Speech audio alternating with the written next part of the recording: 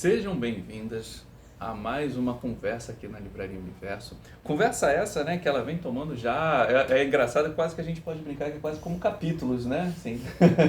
Na nossa última conversa que nós tivemos aqui, que estive conversando com o Sérgio Gomes, aqui já a produção aqui veio crescendo já nesses últimos, né, a gente terminou nosso vídeo falando das novidades que estavam por vir, as novidades chegaram, né. No final do ano chegou. Chegou, mas aí o ano, como eu já falei na semana passada, o ano ainda não acabou. Então, enquanto isso aqui, pode lançar até mais um aqui, se der tempo, né? E a gente começa, Sérgio, obrigado pela tua presença, sempre um prazer. Eu quero começar aqui da gente falando dos lançamentos da INM Editora, que é o Atualidade do Pensamento de D.W. Winnicott. Esse livro aqui, potente, né? Esse aqui é um livro, eu até deixar ele em pezinho aqui, já para começar já o namoro, né, dele aqui. Fala um pouquinho mais sobre essa obra. A Atualidade do Pensamento de Winnicott era um livro que a gente tinha planejado fazer em comemoração ao aniversário de morte de Winnicott, que morreu em 71, a gente queria publicá-lo em 2021. E aí a gente chamou... Calma, Winnicott. Calma, Winnicott. Calma. Né? E aí a gente chamou alguns autores brasileiros e a gente teve a ideia de chamar alguns autores, quer dizer, chamar não, né? A gente convidou e foi atrás de algumas traduções de textos que conversassem sobre os conceitos de Winnicott e que a gente conseguiu a autorização e a compra dos direitos autorais para a gente publicar nesse livro. Então, é um livro que vai conversar literalmente sobre os conceitos e como é que o Winnicott se inscreve na contemporaneidade como um autor ainda que se sustenta na psicanálise ainda hoje. Então, temos autores diversos aqui no Brasil, alguns deles acadêmicos, outros mais analistas, de um modo geral, alguns dos quais conhecidos, e traduções de autores, alguns conhecidos e outros menos conhecidos da comunidade psicanalítica e dos estudiosos de Winnicott. Que serão conhecidos agora, né? Isso, a gente pode falar sobre isso também. E aí eu ia te perguntar uma coisa aqui, que eu já tinha olhado. Aliás, né, assim, quando a gente fala assim, não tão conhecidos, você fala assim, tem aqui René Roussillon, né? Sim. Assim, não é, assim, não é qualquer, né? Eu assim, estava vendo aqui a Stephanie Brum, tem o Carlos Augusto, tem o Alexandre Patrício, Diana Abram, né? Diana Abram, um texto incrível dela, onde ela faz uma espécie de cartografia ou historiografia dos próprios conceitos da vida e obra de Winnicott, dividindo em 3 segmentos, como ela diz assim, existem 3 fases das obras do Winnicott, no qual ela considera importante nomear, e ela vai falando de cada um desses períodos de Winnicott, do início da vida até o dia da morte dele, com uma grande contribuição, inclusive o que ele deixou para a posteridade após a morte, que foram os artigos e livros póstumos de Winnicott. É um livro que se situa muito bem, né? Assim, se a gente parar um instantinho aqui, vai servir, obviamente, não só para o profissional. Exato. Mas até alguém que, de repente, queira pegar como uma obra ali de start ali, assim, ele é bem situado nesse ponto, né? Que Exato. você pega para alguém que fala assim, eu quero ler, quero entender um pouco mais sobre. É uma boa porta de entrada, porque assim, pela dinâmica do livro, né? A gente teve assim, um cuidado de fazer uma apresentação com a Sueli Izada. A Sueli Izada é uma das pessoas que criou, juntamente com o José Alteral, os grupos Winnicott no Brasil, para depois a gente apresentar, digamos assim, a obra de Winnicott em termo histórico e conceitual pelo texto da Diana Abram. Inclusive é um dos mais longos, tem quase 60 páginas esse artigo. E depois a gente vem com os outros autores que vão pegando conceitos de Winnicott e trabalhando ao longo do livro. Tem uma cereja do bolo aqui, né? Que Tem. não pode deixar de falar aqui, que é a Gabriele, né? Exato. Eu fiz uma pesquisa, né, para ver quais seriam os autores que a gente poderia incluir nessa obra, inclusive os autores internacionais. Então, eu diria que talvez tenha 2 autoras que são menos conhecidas no público, que é a Ofra Shell, que é uma psicanalista israelense, que tem um livro publicado e vários artigos publicados em revistas internacionais, onde ela está falando de um conceito e de uma questão que é muito interessante para nós, que é a ideia de colapso em Winnicott. E ela vai fazer isso utilizando outros autores para conversarem com o Winnicott. E depois, eu nunca lembro direito o nome dela, mas é Deborah Anna Luptinitz, que eu quero contar essa história rapidinho. A Deborah, ela é uma psicanalista de Londres e ela fez um trabalho com moradores de rua em Londres. E aí na pesquisa dela, ela começou a procurar artigos que conversassem sobre essa questão e essa temática em Londres ou na Inglaterra. Ela foi parar em alguns artigos dentre os quais ela encontrou uma autora que também é psicanalista, não mora em Londres, chamada Gabriele. As duas trocaram correspondência, né, e uma leu os artigos da outra. Sim. Inclusive, a Gabriele gostou muito dos textos da Débora. Bom, nessa conversa, numa troca de mensagens, a Gabriele diz o seguinte: eu sou uma ex-paciente mirim de Winnicott. O meu nome é Esther Gabriele, mas todo mundo me conhece como a Peagle.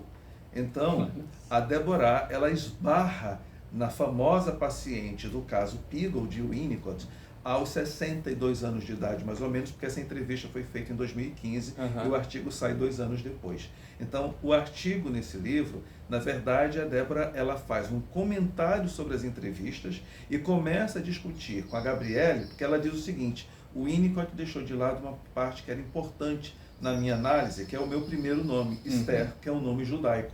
Sim. E tem uma questão aí transgeracional que ela, a própria Gabriele, diz que o Winnicott deixou de lado porque ele não trabalhou isso. Então a Débora analisa a ideia da transgeracionalidade e, consequentemente, a entrevista com a Gabriele, ela começa a dizer do que é que ela lembra. Praticamente ela não lembra de quase nada, porque a análise dela foi entre 5 e 8 anos, e ela começa a comentar o texto, a Peagle, onde ela releu, ela disse que leu o texto, não se reconheceu, e faz alguns comentários em cima. Então, eu acho que esse é um dos artigos que, para nós analistas e a gente que estuda o Winnicott, é precioso para a gente saber do que é que se trata. Verdade, olha, tem um negócio, esse aqui, para quem estuda o Winnicott, e aí você pegar depois, e curioso, né, que ela virou, ela também torna-se analista. Ela né? se torna analista, vai trabalhar com moradores de rua, pessoas pobres lá na Inglaterra, questões de gênero, as coisas mais difíceis, digamos assim, que a gente tem para trabalhar na psicanálise, ela se interessou. Muito. O que você tira também aqui de destaque aqui da obra, até para a gente avançar aqui, mas eu acho que assim, depois a gente vai estar trabalhando o livro aqui, vai colocar mais coisas sobre ele, né, mas acho que o importante assim que não só esse fato, né, mas até por pegar aqui que eu estava dando uma olhada, né, ele vai pegar temas bastante recentes, né, ele vai colocando Exato. aqui, ele não vai colocar simplesmente, né, por exemplo, hoje em dia eu em vários vídeos eu falo sobre essa ideia, né, do reconhecimento, essa questão hoje em dia, né, falando sobre identidade, né, você colocou agora também do colapso, né? Isso. A gente tem, eu acho que 3 ou 4 textos que eu acho que é bem interessante essas coisas mais atuais. Primeiro, não necessariamente nessa ordem, o Alexandre Patrício, ele escreve um texto falando sobre o conceito de falso self, mas ele vai pegar uma entrevista de um ator que era global, agora não está mais na Globo, Marcos Pigossi, que ele se autodeclara homossexual. Então ele vai fazer uma análise acerca da homossexualidade e a questão do falso self.